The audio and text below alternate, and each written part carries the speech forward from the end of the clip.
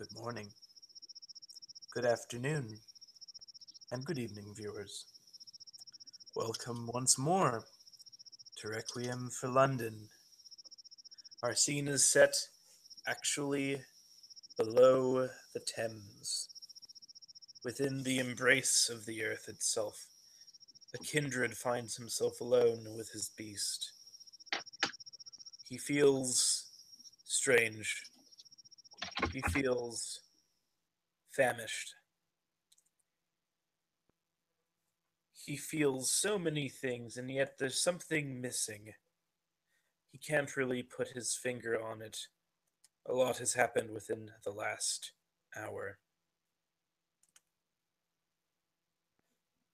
Who is he?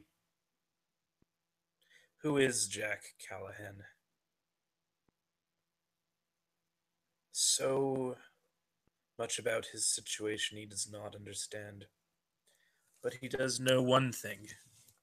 His boss, the one who sent him on that smuggling operation into the tube stations, the one that led him to the creature, well, it's not such an accident now anymore. Not when his boss, the Hound, is one of the creatures, the same as he is. It fills him with such anger, such fury. The beast wells deep within inside of it, as though a rising wave on the ocean, storm ridden. It calls out, it says, "Wipe him away. Wipe them all away." He tries to ignore it, but it's closer now. The voice is more intimate. He can almost tell that if he were to breathe, it would be synchronous with the beast. Their thoughts muddle at times.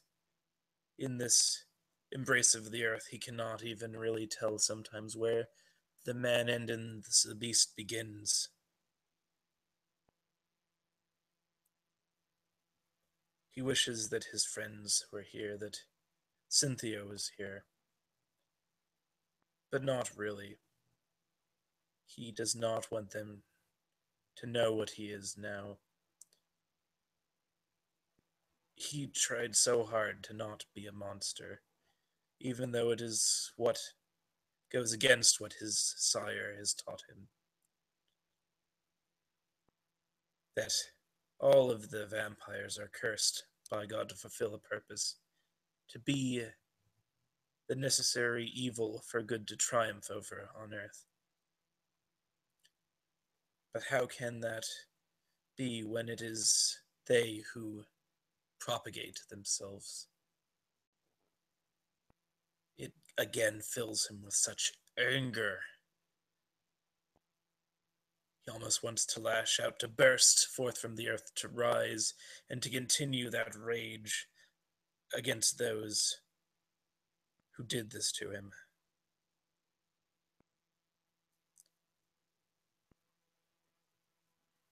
He hears something through the mud, through the water beyond, the sound of splashes. He senses, even from below the earth, there is another beast nearby. Is it he? Is it the Hound?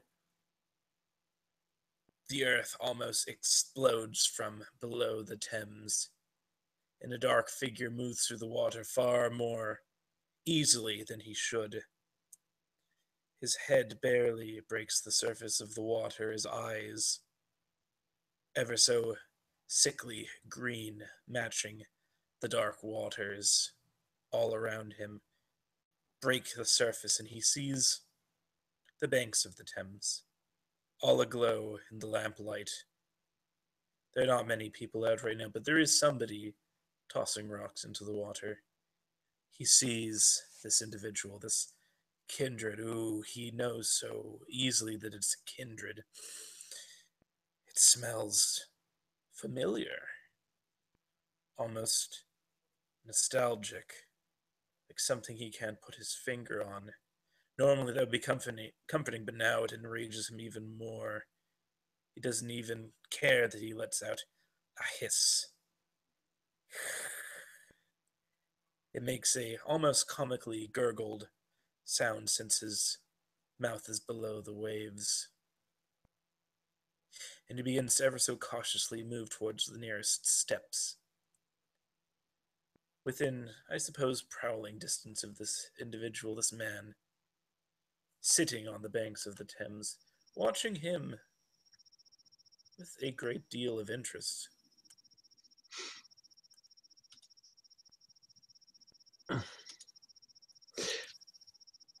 I would describe this individual just sat on the steps, and he just seems to be throwing stones, very large stones, into the river. And he's kind of humming a nursery rhyme or some song. As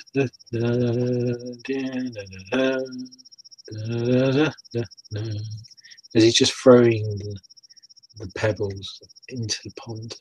And he glances at you, but he doesn't react, he doesn't move, he doesn't cause anything that seems aggressive. But he hears you hiss, he sees you slowly move, and he just sort of looks. Oh, there's no need for that, boy. Trying to be friendly. Jack,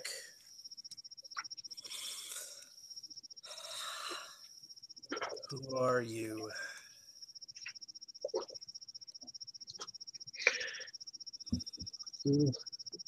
Just like you, another lonely soul hanging around the river.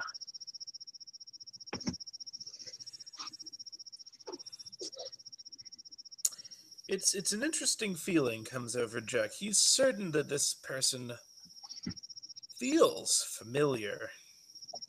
But as that memory draws to the surface, it makes him remember the events of the night, him losing himself completely to the beast for a time, of viciously attacking his friend Joseph Z. Marin, the one that he swore that he, along with Miss Bellafleur, would help protect the city from such violent outbursts by the kindred. Him so falling to it so easily, so he ignores those feelings. He stays close to the beast, to the almost soothing tranquility of its seething anger and hunger. He narrows his eyes. Why are you here? Were you looking for me?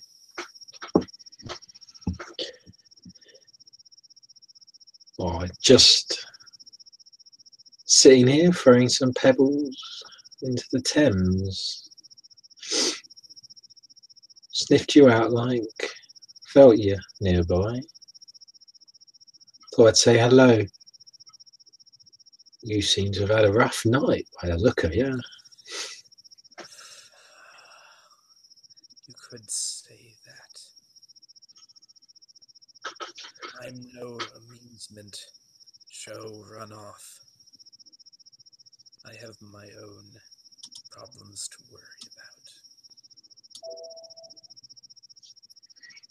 Oh, I find that problems are best shared. We're family after all. You sense it? Come sit, talk, share the burden. Like,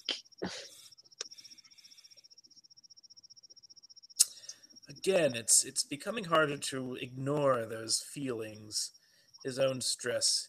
The beast begins to get pushed back, and so he straightens ever so slightly. He takes a cautious step forward, looking at this individual, this man. He slowly walks by. He doesn't sit next to you yet. He just sort of looks down.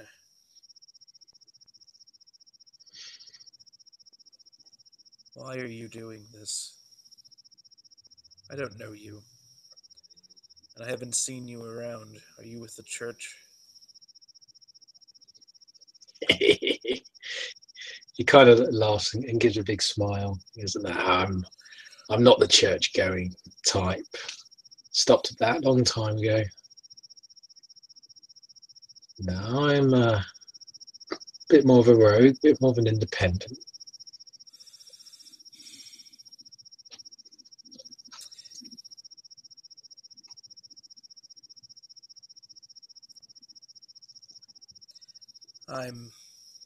I apologize, I'm not myself tonight. As he'll slowly take a seat several feet away from Oh this yeah, yeah. individual. No, again, he's not reacting. He's not being aggressive. He seems really calm. He seems very calm and relaxed, as if he's done this before. And he sees you being quite cautious, and you're taking your sitting down. Yeah, but I'm assuming, seeing as you mentioned the church, you belong to them lot. Yeah. Hope they're treating you well, respecting you. A lot of the Gangrel get shoved into the dirt.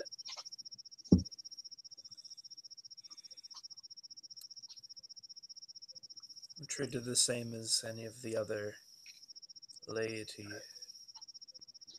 My sire has been kind, has tried to make sure that, well, that I make the transition all right. He just smiles and this grin, and he seems to be fiddling with the stones, the pebbles. He's playing with the pebbles, tossing one to the other in each hand. He just goes, I'm sure that's going very well. Shouldn't be too worried. Well, our kind tend to be a bit aggressive, tend to be a bit, we like a good outburst, as it were. He looks down at that, and you'll notice that he himself is sort of fidgeting with his hands. He's got them sort of folded right now, sort of resting on one of his legs. His feet are just sort of skimming the water, just sort of looking into it, and it's all coming back. The beast is withdrawn enough that he's really feeling the consequences of what he's done right now, and he says, how can it possibly be good? How can you stop yourself from hurting your friends, your family, your allies? In a moment, it all just falls apart. All of the nights, all of the moments, all of the effort, and it just crumbles away, washed out to sea.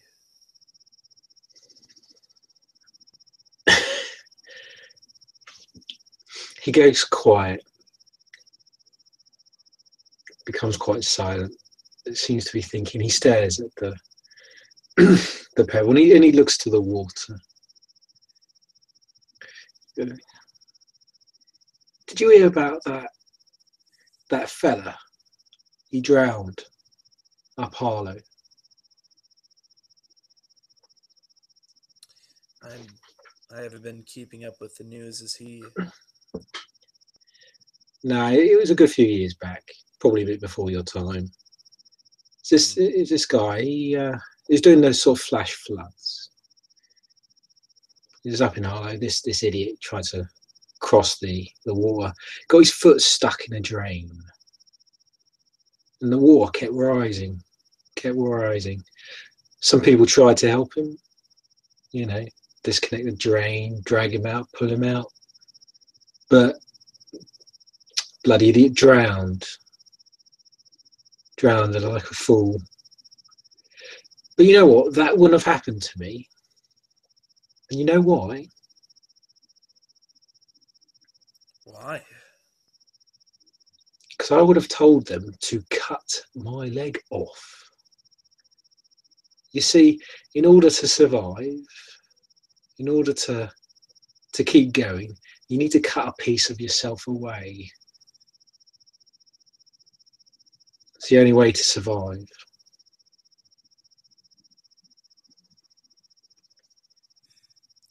But then, how do you remain you? Well, that is the question I'd love an answer for. As he laughs at that, and it does look like his mood is improving ever so slightly as he just holds his head in hands now. This is a nightmare. I wouldn't feel too bad. These things happen. You have to learn to cope with it, learn to survive. But of course, it comes at a cost. Each time, a bit of you gets sliced away.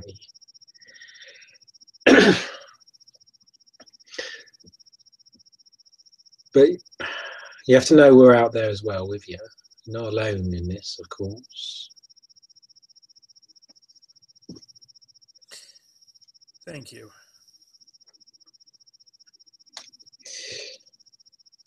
Nah, it's all right. I'm sure you'll do fine. Have a bit of a swim. Forget about it. Talk to some of the kind. Put yourself back into that place of the man you used to be.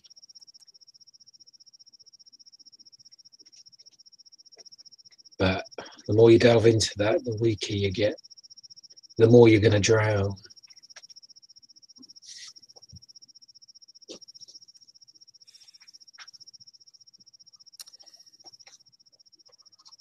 I think I understand. It reminds me of what my sire once said. I didn't understand it at the time, but it makes sense. It makes sense the way you said it. You can't teach a lesson if you can't relate to the student. That's why holding on to who you were is important. But knowing to let go of what you are not anymore is essential. Yeah, he can be a bit wordy at times. No, that's you say again. He looks, he just goes, yeah, something like that. A bit more fancy, but yeah, I figure you'll get it. Takes a bit of time to get it. Best thing I can advise for you though is a bit of venting. Find something to focus on, something for your beast to focus on. Keep it distracted, keep it occupied. As he thinks about that, and only one thing comes to mind, and he just grits his teeth and says, "Oh, I can think of something very much that I can keep my mind on." Oh, good, good. Never bury your beast.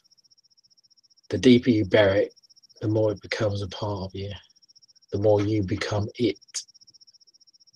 Keep it separate. Hmm. Is there any way to direct it at least? I As he pauses for a minute, as though he wants to say something, but he's not sure whether he should.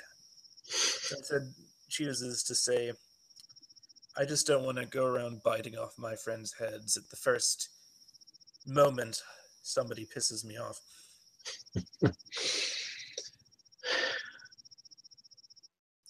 I know a great deal on the basics. I know how to deal with my beast, but well, funny enough, I've booked to see someone, a certain individual, knows a great deal about monsters, especially our kind. You could go visit her. Sure, she'll like to see a new Gangrel in the city. Is she one of us? Oh, she is. She's not a big fan of the church type, but I think she'll make an exception for family. All right. I'd really like that. Oh. Go down to the Union Arms pub. Ask for a lady called Madame Demont. Quite fancy name. I've heard She'll, that. well, No. Oh, please continue. yeah, she'll help you out with the beast. Ask her some more questions. She might have a bit of a remedy for you if you're having troubles. I remember there were people talking about that. The last congregation. Isn't that like some official hangout spot or something? The terminology can get a bit long-winded too. Yeah, it's a neutral spot. No fighting, no disagreements. You have to be friendly there or she'll toss you out. And let's just say I've not been able to return there for quite some time. Oh gosh. Yeah, it's all in the past, boys, all in the past. All right then. Come on then, let's see you roar. Let's see you act out your beast. I'm talking about showing it. Scream it out. Scream at the 10. Scream at the London. Unleash your beast. I want to see it. Supposed to sort of raise an eyebrow and say, "All right, I'll show you mine if you show me yours." Very well, boy. And he'll sort of stand upright. And again, he's a huge figure. He's like 6 foot something, broad shoulders, muscles. He's quite crouched and quite deliberately seemed to be somewhat trying to make himself seem smaller. But then he stands up and he's this huge figure. And he starts beating his chest and he just sort of looks to you going, come on then, scream it out. Let's All hear right. you roar. He closes his eyes and just sort of cracks his neck. Sort of clenches his hands into claws and just looks out over the water. And he just is so effortlessly able to bring the beast to the surface now. It really is closer. It's more than just in the blood. It's closer to the mind as well, and he just and this screech, not a howl, just a screech for all of his anger, all of his hatred, all of his loss, like a thunderclap. I imagine as you put out this quite high pitched screech, this high tone that quite deafens, and it just sort of you see the water ripple along the Thames as this kind of a mystical supernatural scream as your beast is unleashed. And McGee's smiling. He's really enjoying it. He's looking at you, and he actually takes a step back because your beast is out, and he sees it, he feels it. And then he'll join in and he will let out a roar. And again, it's a lot lower tone, a lot lower bass, more earthy, more grunty. And as it joins with yours, it actually, the ripples fly across the Thames, the water splashes more as if there's a stronger current. And there seems to be nothing else but this screaming and this shouting of these two creatures, these two animals, and their beasts unleashed in, I would say, beautiful harmony. In fact, I'd say, could you please give good old Jack a, let's say,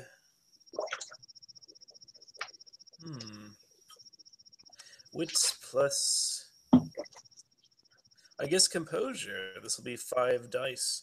This is a very, very powerful moment, but give it a -3 because of what has Oh, happened to him. -3. So 5 dice I -3. So guess it's two. 2 dice then. One success.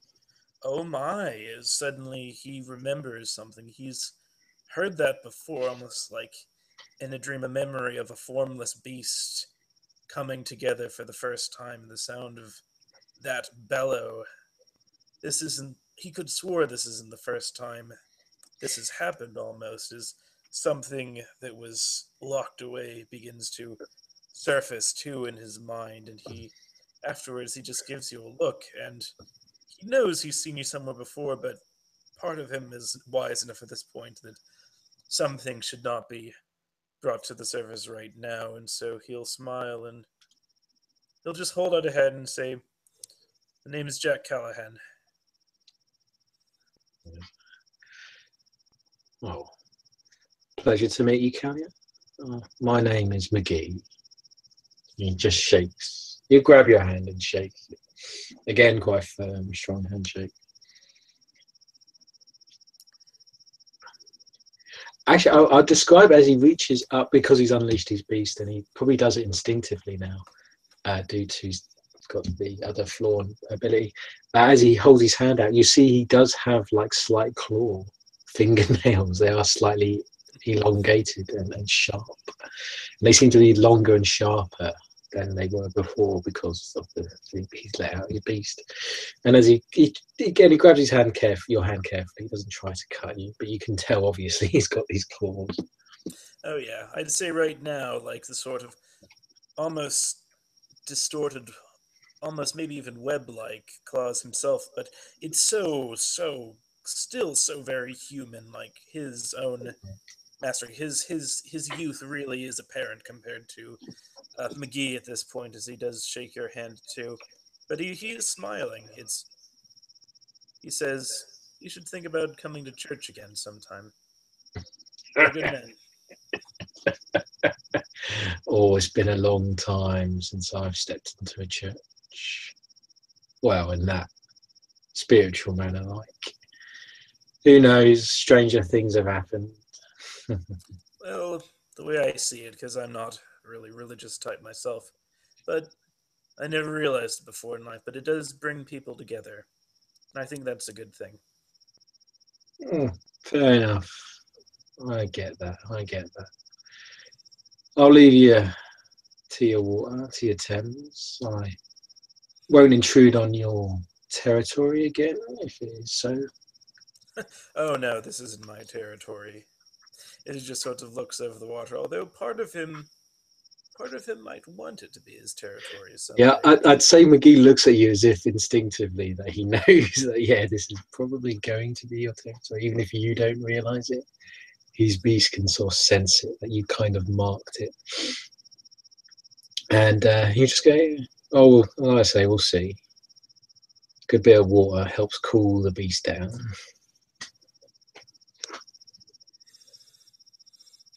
Thank you.